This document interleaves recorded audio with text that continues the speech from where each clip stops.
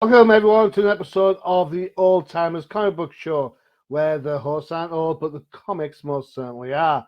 I am solo, kinda, this week. 13th still on sabbatical. Professor is crying crocodile tears over a certain passing in the Marvel Universe this week. So, stepping into the breach once more, my friend, is the fantastic Almega of Comic Crusaders. Epa, what up, mi gente? Thank you for having me on the Old Timers. I love this show, so I'm always happy when Johnny can make some room for me and talk some old school goodness. How you Old doing, school bro? goodness. I'm fine, man. How are you?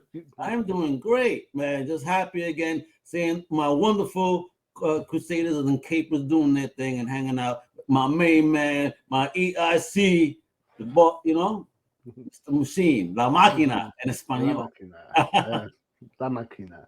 Excellent. All right. So, unless you've been living under a rock for the last 2 weeks, there's been something pretty um, disastrous, odd, controversial happened over in the Marvel comic book universe.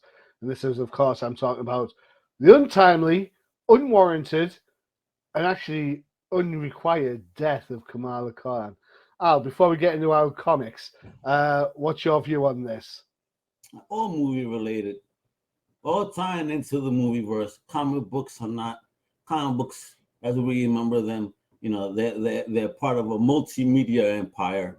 So Uh-huh. now things got to fit different narratives. Just another ploy. They're not gonna keep Kamala dead. Are you crazy? Maybe this would be the real excuse in the comic book verse. Oh, she was a mutant all along. Whatever Mm-hmm. stuff that needs to gotta happen to go in line with the movie.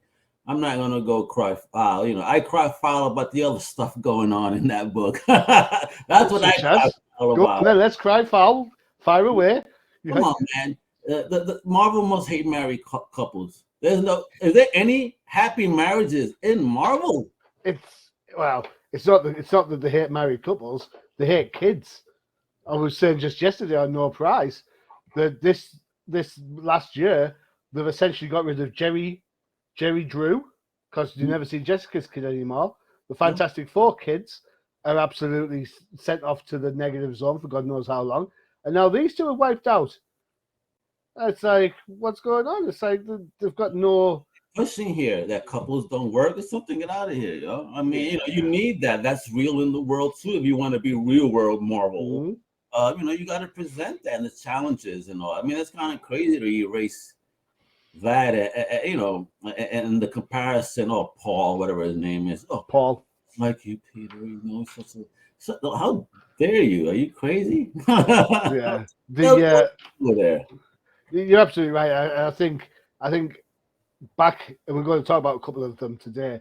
Back in the day, sometimes comic book deaths actually meant deaths. At least one definitely did, one should have done. But Oh that's a yeah. whole different type of thing. Um, we are going to focus on death as our subject today. We're going to do it in a fun way, so don't feel obliged to. Be the Um, person. yeah, yeah, whew, don't do that. First up, when we talk about Amazing Spider-Man 26, it makes sense to jump straight in and go with this classic. This Yeah. is Amazing Spider-Man number 90, volume 1 from 1970. eBay in the UK, you can get a proper battered cover. It's like, I'm talking not even a grade 4 for £60. Ooh. And Go Collect, a 9.6 has it as $1,950. A grade 6 is $85.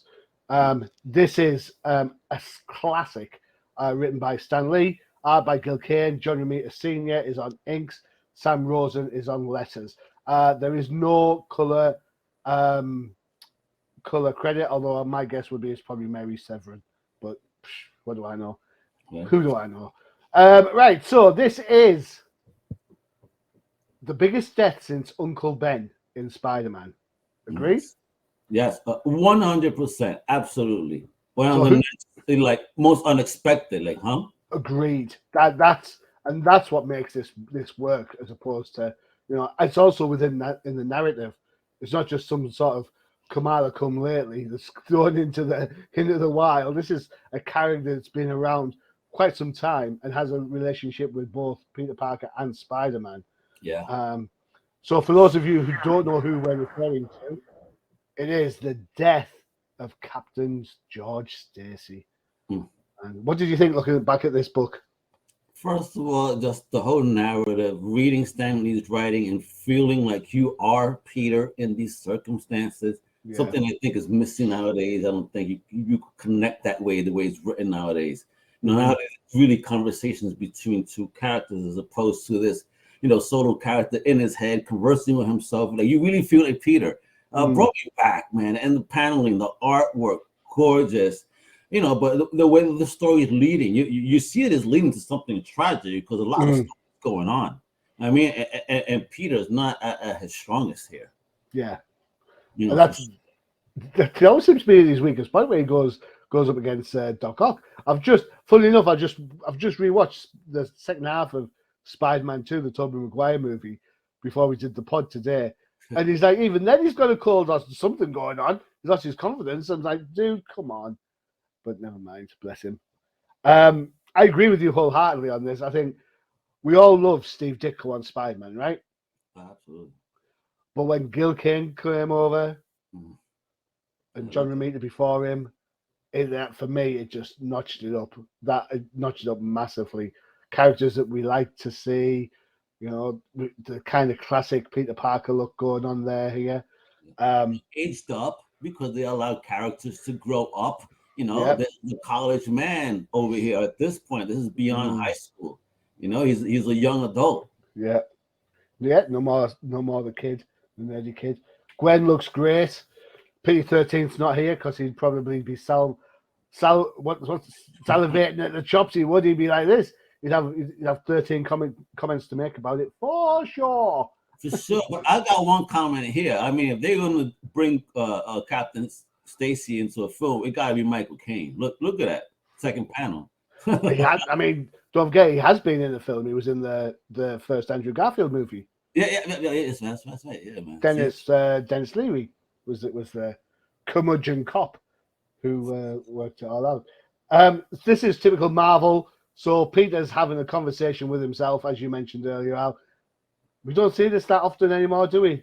No, we don't. And this is what makes it great. I think this is the missing factor in connecting with characters that this newer generation is missing. This type, the person is by themselves. And this is basically their inner thoughts. Not that they're really talking loudly, but sometimes your own inner voice sounds as if you're speaking loudly. Yeah. So it's wonderful to see that. You understand his mindset and all. It makes the story so much more enriching. Cool. There we are. Classic Spider-Man page, swinging, sticking on a wall. Dude, it's so 70s, and I love it. I want to know where the web attached on that bottom panel is, but that's an issue. No prize. It's my thing, man. It always makes me laugh. I want to see where the web's stuck to. And of course, he comes up across Doc Ock, major fight scene, usual stuff. Doc Ock seems to handle Spidey pretty well, in fairness. Yeah, he does manhandle him. He's one. Because again, the multiple arms does allow him that extra opportunity to be much more, surround him more. Cool. And then, of course, the tragedy happens. The rocks get, and it's, oh no, he's gone. He's a goner. No, we can save him. And then he lets them know that he knows he's Peter Parker. Yes. So what an absolute corker of an issue.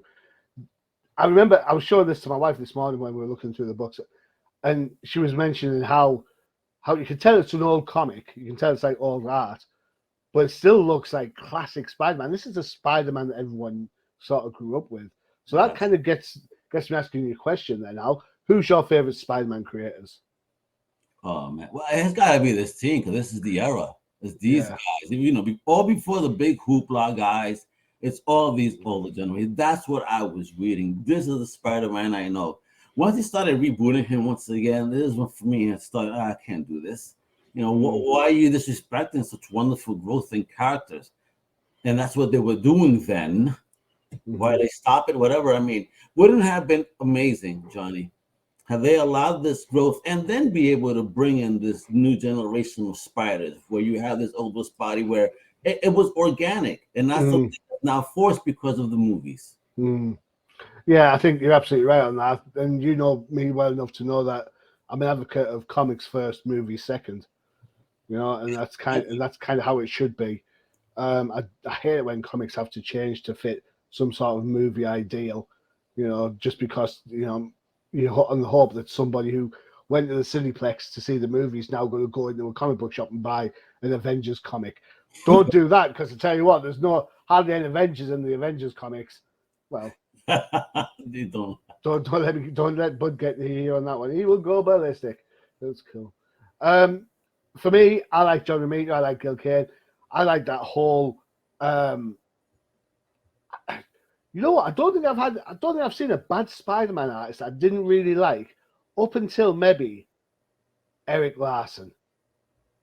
Okay, understandable, because I mean, McFarlane has muscle to his odd pose. Larson never did it for me, and Bagley, no. But no, never enjoyed Bagley Spidey, really. I No. think he kind of gave it an old school appeal, but with a modern feel. I mean, I'm talking amazing. I mean, fair enough. His Ultimate Spider-Man is supposedly the bee's knees, but back when he was introducing Carnage around 361, 363, Oh, okay, I understand. yeah, I could do that. I used to have his first Spider-Man book was an Amazing Spider-Man annual for the Evolutionary War thing.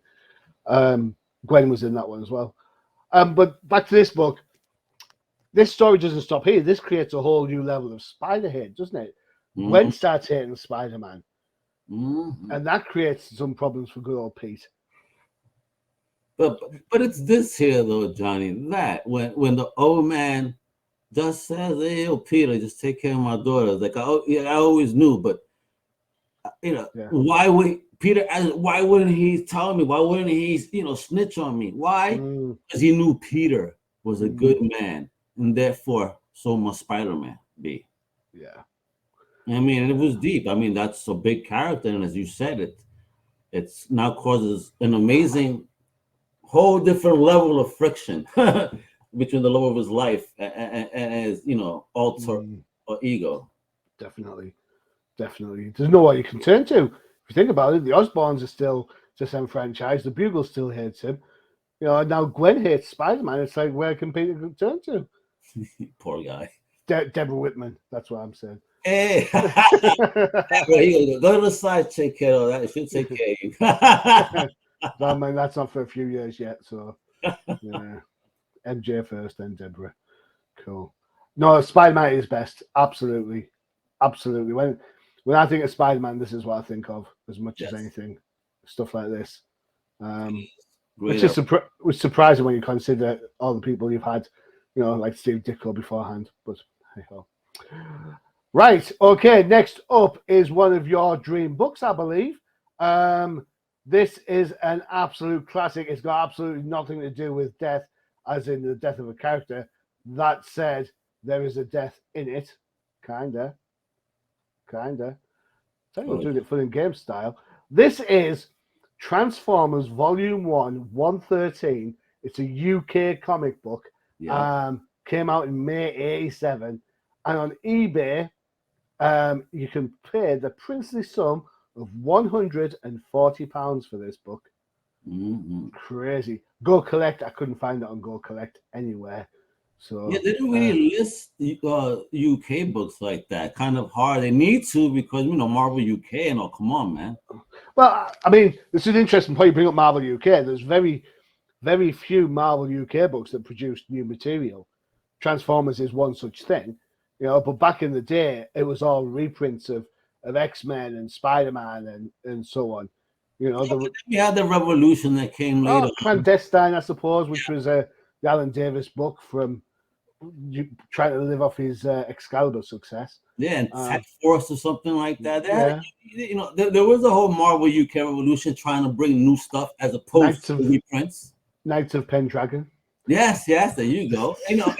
And those stuff was being used though. Like Knights of Pendragon, those were hints in the Ms. Marvel MCU show. Cool. There you go. See, but generally, Marvel UK or Marvel New Comics were very much before they turned American, like Clandestine and Knights of Pendragon. I've shown you before. It's like a thin, oversized weekly comic, and you've got like a couple of stories in it going on. Main story in the backup. This is the main story is a Transformers book. Thank God. It's written by Simon Furman. Jeff Senior's on art and inks. Steve White's on colors, and Anne Half Acre is on letters. What is it about this book that makes it so good, then, Al? Oh, come on, man. We're gonna talk about that. We gotta talk about one of the illest bounty hunters that Marvel introduced in this era, and happened to be in Transformers, the one, the only, Death's Head. OG. Where in this book, yeah, I know you guys thinking Death's Head, but Marvel UK, isn't he human size? No, he is a 30-foot beast of a hunting machine here that happens to be at a bar in this book, and here's that, hey, there's a bounty on Galvatron. And what I love about this is how it connects to the 1986 Transformers movie classic. Look at this. Basically, lead off of that. Basically, Rodimus put a hit up on Galvatron, like, yo, we need to find Galvatron, because if you remember the movie, he punched the shit out of Galvatron right out of Unicron. Right. And that's it. So now he feels like, yo, shit, I never found the body. We got to make sure that this guy's dead. You can't let loose that mother. And this is wonderful. That's what I'm saying. And this story leads you into the 86 or flashbacks of the 86 film. Wonderful, the Rodimus and how it builds upon. And it's funny because winds up turning into a time travel story. And apparently towards the end of this, run, Death has a huge part in apparently the destruction of Unicron within the Transformers mythos that all got erased. That's what they do nowadays. Action Force. This is interesting. This is the UK version of G.I. Joe. Look at that. Yeah, you got Bazooka, Flint, Barbecue, Shipwreck. I forgot the guy in the back. Well, that's it. Tashman. So yeah, there you go. There's Death's Head doing his picking on the little robot dude. Bad guy. Yeah, well, yeah, but he's a bully, man. I mean, this is how every time they show me something from the UK, there's always some guy like this wants to leave the bar without paying. Well, to me, I read this. This is the first time I read this. Oh, really? Yeah. And for me, it came across as a Lobo. I was like, he's like Lobo. So yeah. I think Lobo came after this. So therefore, it is Lobo's. Yes. This is original. Pre-Lobo 100. Pre-Lobo. I like the art. I think the art. I love the UK comic art style. Yeah. It's not quite as detailed as perhaps the US versions. I like how when you finally meet the Transformers, when they're in robot form, you can tell who they are, which you can't do in the movies, apart from Optimus and Bumblebee. That's it. It's wordy, considering this is supposed to be like an introduction type thing. It's wordy to the max, but it reads really well, really enjoyable. What is it about Death's Head? Is it just the OG that gets you? He's a badass. I mean, what type of bounty hunter is crazy enough, to say, all right, just appear in the Transformers universe. Let me go after Galvatron. Why not? I mean, do you not know who the F Galvatron is even based on and the whole history? Like, you're doing some psycho stuff because, I could imagine, which I did read, folks. I'm not just imagining, but this is not your daddy's Galvatron in this run. He is absolutely psychotic. But again, Death's Head is one to match, as you could see how he treated the homies here.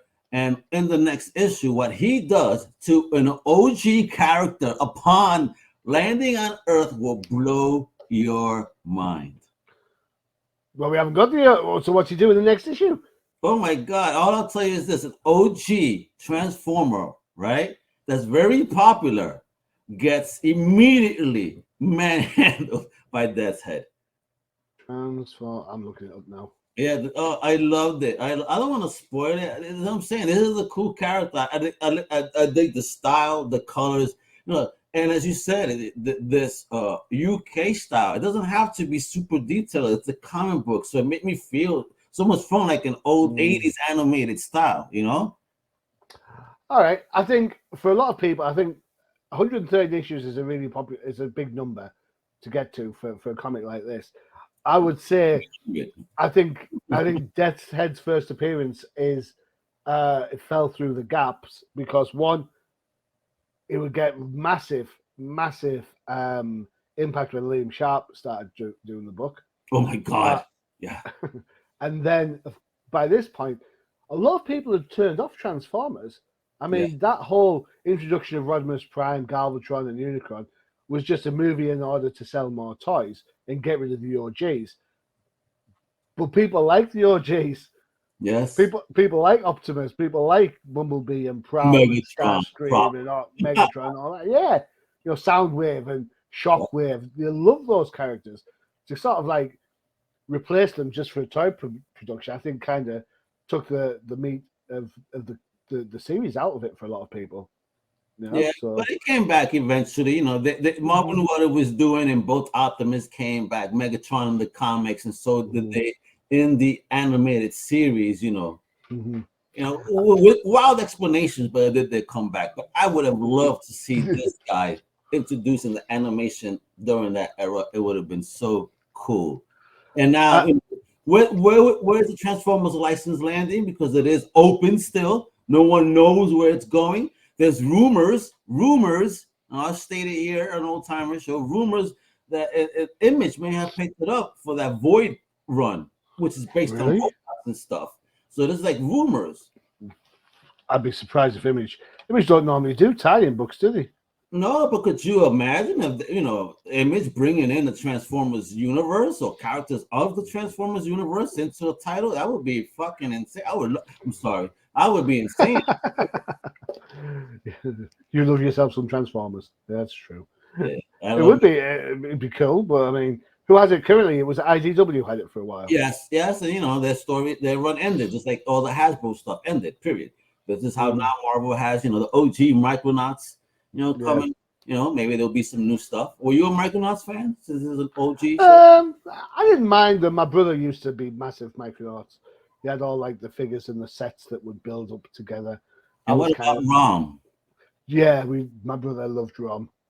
I was like, I was all about cowls and capes, but yeah, Rom was pretty good. The die wraiths and what they did from that point of view.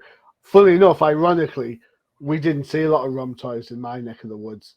So when I found out it was about a toy, I'm like, really? A toy? Rom? It's like Crystar. Do you remember Crystar? My first comic book, number 2 ever, was Crystar. And I have it hanging on the wall right now, but that was my first comic book ever. Again, based on a toy. I never got the toys though, and I didn't know it was a toy until one day I got older. And I'm like, these were toys? Oh shit! Exactly right. It makes you wonder why Marvel Superhero Secret Wars was so bad when we have all these other great toy licenses going on. Never mind. All right, time for a break. Time for one of our adverts. The other guest.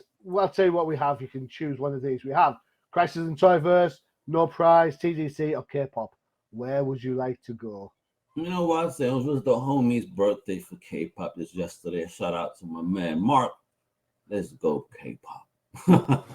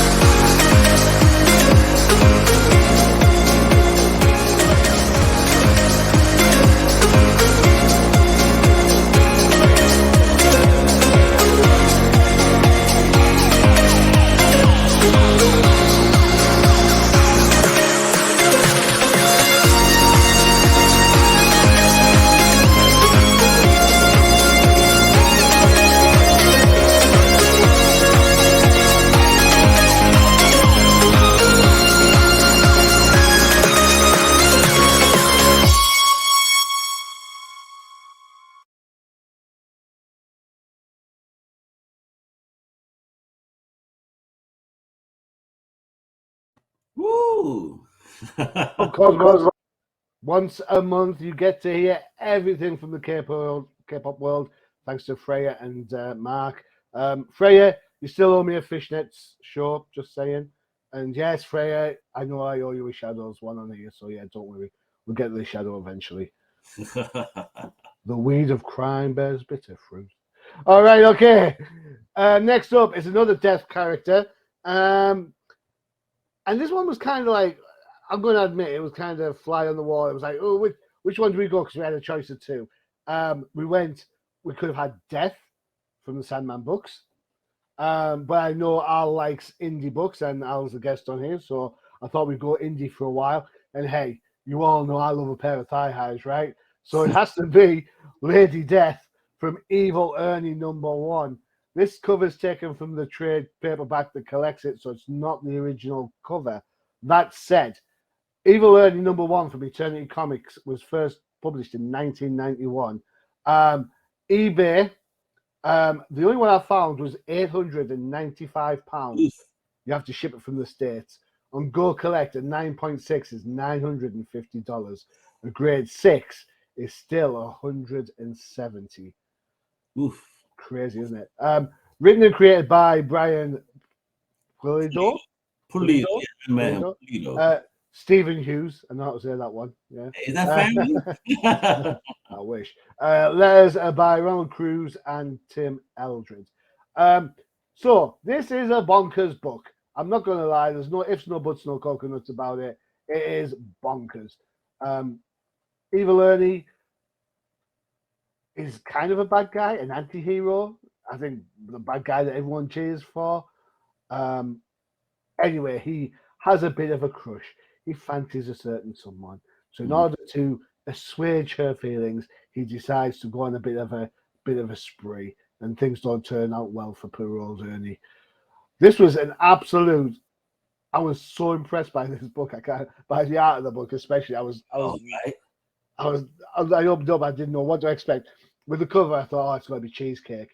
And yeah, fair enough. There's an element of cheesecake in this book, and which is fine. The era, yeah. It's the era. Well, even now, I mean, hey, if there's enough room on the rack to buy, pardon the pun, to buy your cheesecake if you want cheesecake, hell, Zenoscope make a profit out of it. So Yeah. So of course, Ernie wants to do what he does best. Someone escapes, and they want to kind of get away from him. And why is he doing this? Oh, it's because I'm in love. And there she is. The first appearance of Lady Death, who herself is now a huge, huge, huge kind of icon, would you say? No, she's definitely a 90s pinup comic book icon that it's still going strong today. Even Ernie, not so much, but people still love them, their Lady Death. I will say this: Chaos Comics aren't very nice in giving us any preview issues to do reviews on for Comic Crusaders. It's not no longer Chaos; it's Coffin, because Pulido has now gone indie with its own label to produce Lady Death.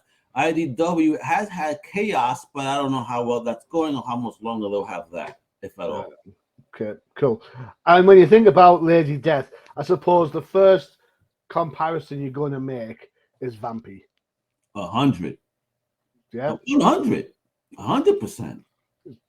But they can both exist in separate things. Vampy, she's class, and everyone loves a bit of Vampy by all means.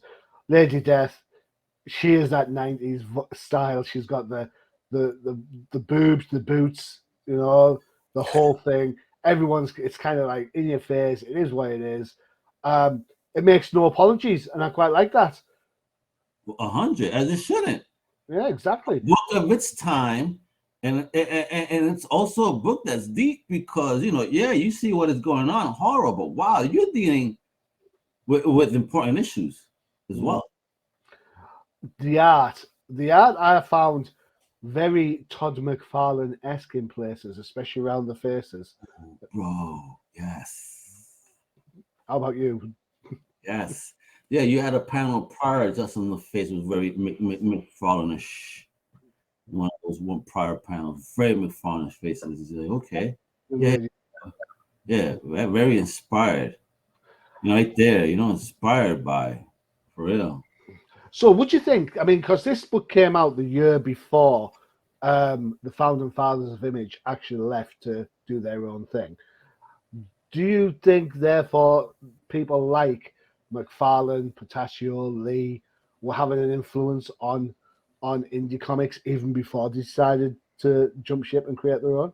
Yeah, absolutely. They were young. They were rock stars when they were before comic book stars were rock stars. I don't know what it was about the energy of these guys that came in, but they inspired many. Even young working. I mean, yo, look at a young lifer, look at a young McFarlane, look at this, oh shit, And when people were looking at their age, especially comic book fans, like, yo, these are really young dudes. I could do it too. It was an era, you were able to now start producing indie on your own. You had access to copy machines and all that in that era. So why not? They started doing the indie thing and got influenced. I'm pretty sure Polito started in the copy room, printing these bad boys because black and white. But it was beautiful art, great introduction. I would say that Evil Ernie is a Deadpoolish Thanos. You think? Well, think about it. I mean, he's in love with death, right? Yeah, He's kind of a clown like Deadpool when he's about to murder people. fair enough. Fair enough. I get that. You know what? I thought of the Thanos thing myself. I didn't see the Deadpool bit until you've mentioned it. Yeah. So Evil Ernie kind of deals with the aspects of other comic characters that we like. Well, I say I don't like Deadpool in any shape, way, or form, but still, that's a me thing. But the popularity of Deadpool can't be ignored for sure. Yeah. And that's something we're not talking about here. It deals with mental health. It deals with abuse and how that affects a kid. Mm-hmm. And here they go to try to cure him, and they only made things worse. That's quite a it's quite a somber in detail if you think about it. When you see how many kids get sent to camps to be cured from things. Mm-hmm. Yeah. And then they need to be cured, but they're the ones being abused, causes for them acting. And then what? The parents expect them to accept that behavior? Like, you're crazy if you don't let me beat you. I mean, no. Why do you think then why do you think mental health can be portrayed so well in comic books? Because this isn't the only kind of influence of mental health. I mean, we can talk about stuff like the Green Arrow, Speedy drug issue, for example. Yeah. Addiction's a huge thing. You've got Harry Osborn, we've just been talking about Spider-Man. Osborn gets addicted to pills. Mary Jane herself is a party girl that just tries to escape by having a good time. So, I mean, these characters do carry the scars. And I'm not even talking about Bruce and his survivor guilt. And his alcoholism. Yeah. So, I mean, why is it that mental health can be portrayed in comics? And also, why is it important that it is, do you think? No, because people got to relate. There's something you got to always connect. And, no hero, no villain is perfect, right? So they got to deal with what they deal with somehow. Everyone has a vice, right? Yeah. So it's like, some people may even pour themselves into their work. That's an addiction and a problem too. Yeah, it's true. True that. So, I know that feeling with the amount of pods I'm doing. Oh yeah, 100, bro. 100. But just like anyone, I mean, how do you deal with these problems in life? And what's their escape? And based on your morals, is it good or bad on how they're escaping? It's interesting. It's when you think about, for me, I think mental health has to be shown because it's so prevalent in society nowadays. And whilst I appreciate that there isn't a great deal of, or the rumor is there's not a lot of kids buying comic books at the minute, there are going to be people who are going through stuff and they need to see that reflected in what they're reading. Yes. Even if it just gives them kind of like a, the whole, like just something to think about. Oh, well, I could attack the problem a different way or do it this way or whatever. I'm not being trite and thinking that comic books can save lives, and I'm not saying that at all, but if you've got a character who's going through something that you yourself are going through, I mean, as we're going to find out in the next book, the good guys don't always win. So You know, you can't trust them to just always with Superman he's always winning. No, not always. There's things that not even Superman can solve. So I think you've definitely got to take that on the chin and kind of think about what's going on in your own life. And also, I mean, to tell kids, pretty much show kids a well-rounded society if kids are buying the comic book, and that way they get to see that reflected in their own, I suppose, experiences. Oh, brother, man! When I was going with something with the X, I was reading a Spawn comic, a one-shot that came out, with Spawn, Al Simmons dealing with something about his accent. And I was like, holy shit! I was like, I'm taking this ride with him, and I'm having this kind of same emotional journey. Like, I connected with that comic book in such a way that when I met the creative team, I thanked them and told them specifically why, and they were like, "Oh shit, thank you so much." Like, what? Yeah. But it's like Johnny said, it's true that not that this is a cure, but it's nice maybe to be able to connect to something and it may help you talk. Yeah. And that's this art. I mean, you're not fucking. I'm sorry, you're not effing lying about this art, Johnny. It was ahead of its time. Polito was murdering it at this time, murdering it. I mean, black and white, gorgeous line work, paneling. Just again for its time. It's like you said, no apologies. This is an indie book. It's wild. It's nuts, but it has a good, cool story, underlying in it. I'm definitely going to finish the rest of the graphic. I read only the first issue. Yeah, and this is a good point to make out. Whilst this book is an expensive book, as is the Amazing Spider-Man book we've talked about earlier, both of the books that we're looking at, we've taken from the trades. All right, so they are available on trade paperback. You can. I'm not going advocating that you have to sell your house to buy a comic book. Yeah, my wife would kill me if I did that, but still, Wait, did you put the mortgage on the Spider-Man and Major Fantasy 15? Oh, I'm sorry, Miss H. I'm only playing. Don't get it started. Cool.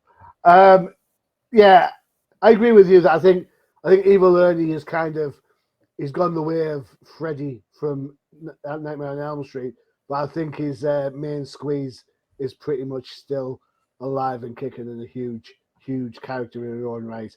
And is it the cheesecake? You know what? Yeah, it probably is. Yes. Does that matter? Not at all. Not at all. There's enough space to get cheesecake as well as, your 5 greens a day. Hey, let everybody enjoy what they enjoy. Yeah. If you don't like it, don't buy it. Simple as. But don't hate the person for loving it. That's for sure. I don't. Listen, enjoy what you enjoy. If it makes you happy and keeps you from killing somebody, I'm for it. Death by comic book cut. Right. Okay. Our last book. You can't talk about death in the comic world without thinking of a couple of things. One, Uncle Ben. Agreed? Well, of course. A legendary death in comics. Yeah. Legendary. That led onto the path of one of our most favorite heroes. With Gwen Stacy from the same character.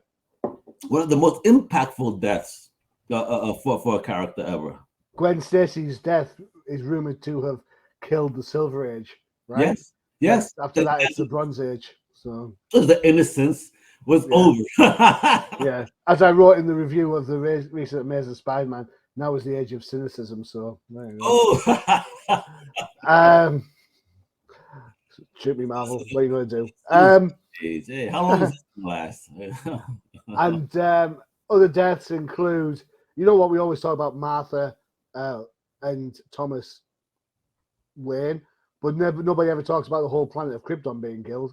But right, who cares about a planet? His human parent. This word. Yeah. So it seems when we talk about death, I suppose there's an infamous issue which we haven't touched on for very good reasons. The Green Lantern issue in which Kyle Rayner's girlfriend gets fridged.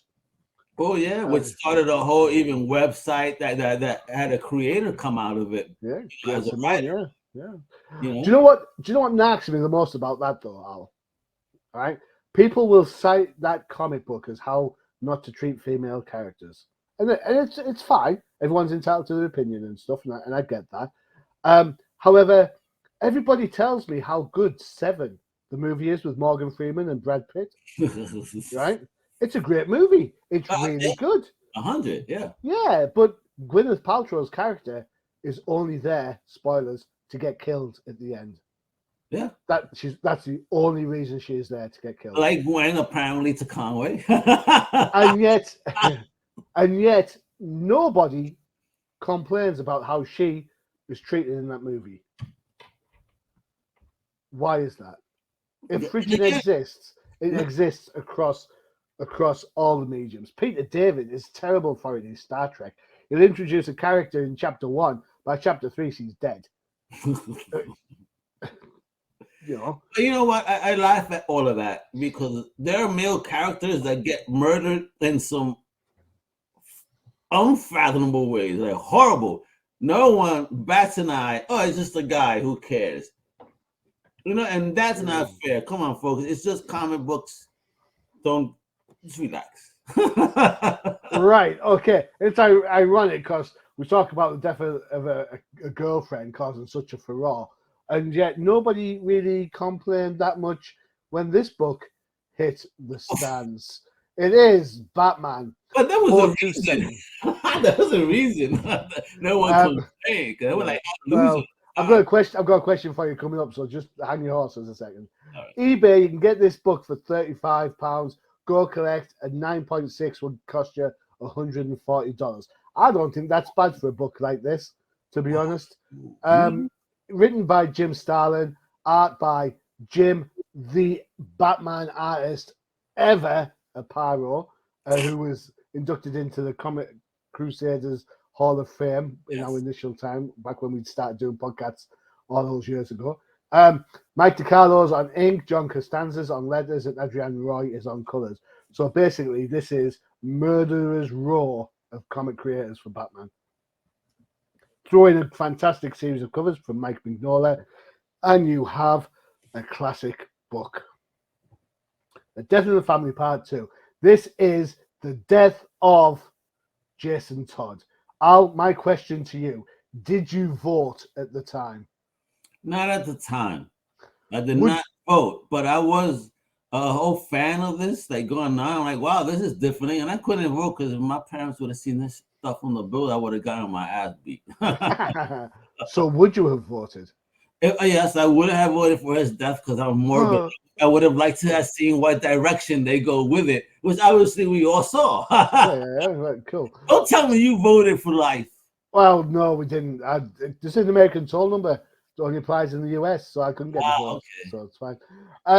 Right, so if anyone has any idea what we're talking about, this book had a toll number at the end. A toll number at the end. You had two choices: ring for his death, ring and he lives. Simple as. That's it. As everybody knows by now, the death toll ran and Jason Todd was no more. I mean, that percentage is high too, Johnny. I don't understand why people hated Jason Todd. I mean, don't get me wrong, I dislike Jason Todd immensely now that he's come back, but that's a different argument. But I don't mind him as a Robin. Do you remember watching classic Trek? You know, Captain Kirk and Spock and all them, right? Of course. Nobody ever disagrees. It's like, yeah, we're going to do this, and off they go and do their own thing. Robin is there to cause some antagonism and there to make Batman think a little bit. It'll muddy the waters a bit. You can't be perfect all the time, and Robin certainly wasn't that. But that's how. Yeah, you're right. I mean, if you're gonna have a partner, right? It's true. It's like you're like that with me.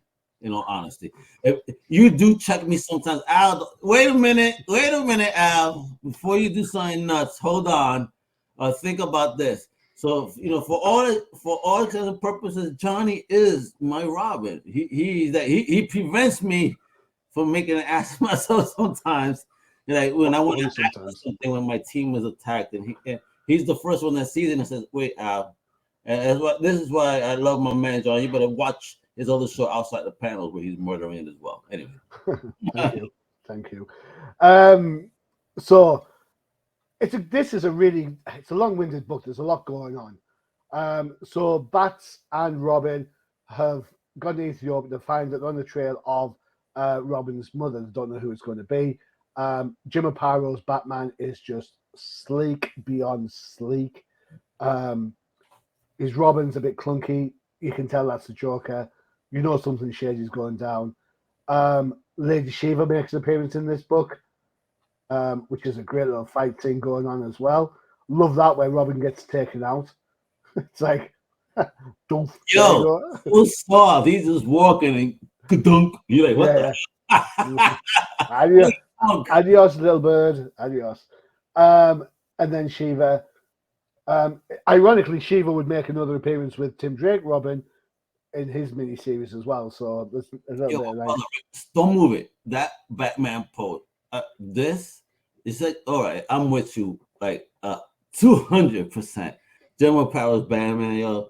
This is the figure I want that's being released by McFarlane. Like, this is the suit that I love Batman in. I mean, this is no armor, no bullshit. This is Batman, detective era, you know, martial artist, like, you know, don't need no armor, let's go, you know, a man's man type of hero. Yo, love it. I just love the old school bat belt as well. It's like there's no compartments, it's not bulky, it's the traditional one he's had for ages, and things just come out of it, and you're like, you don't bat an eyelid.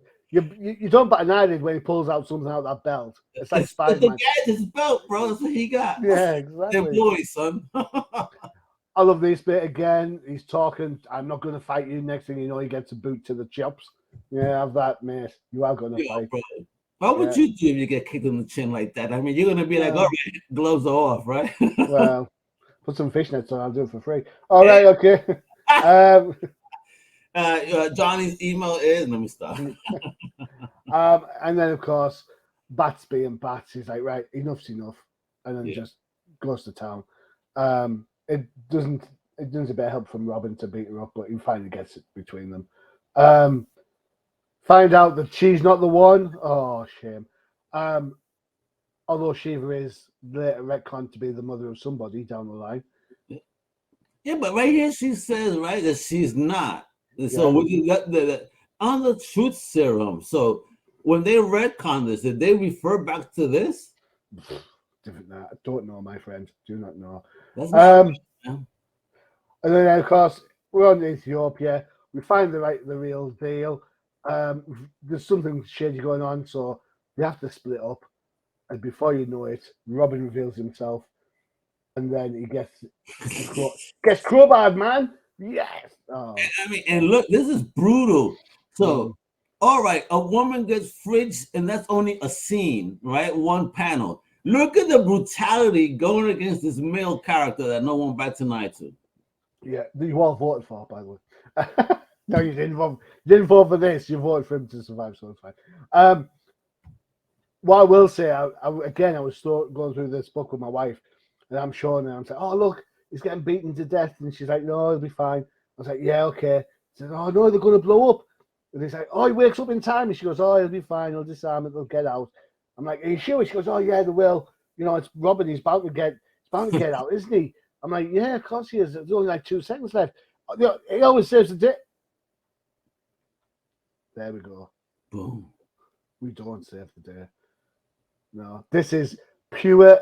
As much as I hate to say this is pure Joker at his best. Not only is he beating the crap out of you, not only is he putting a bomb in place, just with grins, he's locking the door as well. Just in case. It's like, what? Yeah. Like I don't mean to laugh. Bro, I mean, yeah, that is the conniving bastard that is the Joker. I mean, if the force not going to kill you, the landing is, right? Yeah. Either way, you escape. All right. I hope you have the key. Yeah. And there you go. There's the classic. The whole thing's fallen down. The building's blown up, and Batman's kind of now left in the lurch. It is your call. What are you going to do? Are you going to ring to save Robin, or are you going to ring to let him die? Well, we all know the history, but I agree with you on this. Jason Todd, I think, works better dead than alive. Yeah. But it's like every good hero, they need to have that impactful moment. And you know what? Batman has relied on the death of his parents for so long. Mm-hmm. How about a death of a partner to really maybe even push him onto that next emotional level to become that greater leader that he is destined to be, right? Yeah, and maybe even lose some confidence because he knows Jason was never good enough to be Robin. There was always something about Jason, especially on the retcon version. And let's just get this right. We are talking about the retconned Jason that was caught stealing the tires off the Batmobile. We're not talking about the original Jason back in Batman 327 or whatever it was, when he's part of the flying whoever they were in Haley's circus. Yeah, that's a totally different thing. Crisis helped retcon all that out. So, but yeah, I think it works best. Do you want to know something really interesting about Jason Todd? Right, here we go. So, Jason Todd was first seen to have been killed in The Dark Knight Returns by Frank Miller. Right, he wasn't dead at the time. The suit was in the tube in the Batcave, and it says Jason was a good soldier. He died. It wasn't until a year later that DC got round to kill him off in Death in the Family. Now, fast forward a few years, in Hush, Jason comes back from the dead, aka Clayface, imitating him to try and get a rise out of Batman. It's not till later that they actually go back and bring him back under the Red Hood. So I don't know. Is DC just minding the same stories? Are they teasing fans with, "Ooh, let's see what could happen," to gauge what interest there is in that before moving forward? Well, I wish they would do that now at the very least to see if we are interested. But now they just throw people that you're not interested in coming back anyway. But that was a cool tactic, and you know what? Very detective-like of you, Mr. Hughes. What can I say? What can I say? Let's say I may just call him Johnny Sherlock Hughes. It's all right. One nickname's enough, I think. Thank you. But for real, but it's actually very insightful, man. What made you kind of start really seeing it, the pattern? Well, pure coincidence, to be honest. I read. I had COVID last week, and I've been reading Hush, and then I kind of watched Hush on DVD, and I was like, on Blu-ray, and I'm like, you know what? I quite like the original, so I've gone back to read it, and then of course I saw the Jason Todd bit. I was like, oh yeah, when did Under the Red Hood come out? And then that was after that. So I was like, oh, it's interesting, and that's how I did. I was like, well, I know full well his death was hinted at before it actually happened. His return is hinted at before it actually happened. So I don't know. That's kind of how I got it. But I really done this book because let me tell you what a different style of writing between a Marvel and a DC book. Storytelling, for example, between that Spider-Man and then going to this Batman. It's like wow, but both different, but yet both so immersive in their storytelling. Perfect. Well, great. Yeah, and that's. I mean, I don't even. I get the coincidences in the Bat book, that Bruce Wayne travels to Ethiopia, then Batman turns up, and all that sort of stuff. I get it. I understand that, but I think to yourself, well, we're supposed to suspend. Yeah. All this, right? For one time, I talked shit about Batman on the chat. To be honest, Common Crusaders chat, and my man DT Taylor said, "Well, you're supposed to suspend belief because he's human." All right, whatever. All right. So with that in mind, then okay, people can't connect that Bruce is back. Unless George Stacy, then maybe you would have figured it out a long time ago. Well, it brings up the George Stacy knowing that Peter was Spider-Man brings up an interesting question. Does Jim know that Bruce is Batman? I'm sure he does. But why say anything and ruin a good thing?